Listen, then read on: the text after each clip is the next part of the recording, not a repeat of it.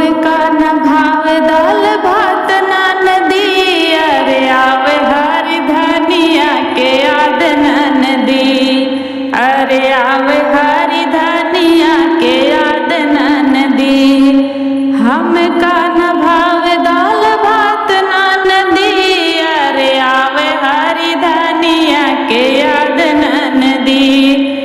आलू व गोभी हमें नहीं भावे, आलू व गोभी हमें नहीं भावे, अरे नाही कटहलवा के साथ ना नदी, अरे आवे हरी धनिया के याद ना नदी, अरे आवे हरी धनिया के याद ना नदी।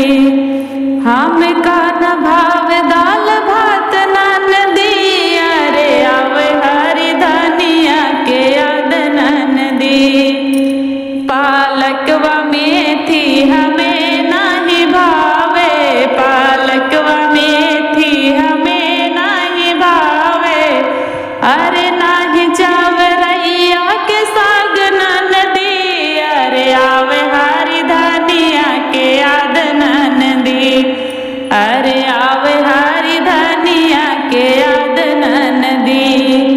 हमका न भावे दाल भात ना नदी, अरे आवे हरी धनिया के याद ना नदी।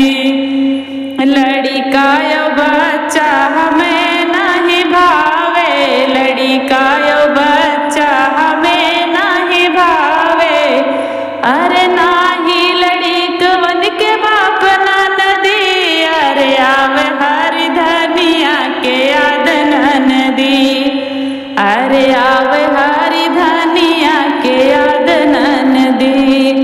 हमका न भावे दाल भात ना नदी, अरे आवे हरी धनिया के याद ना नदी, अरे आवे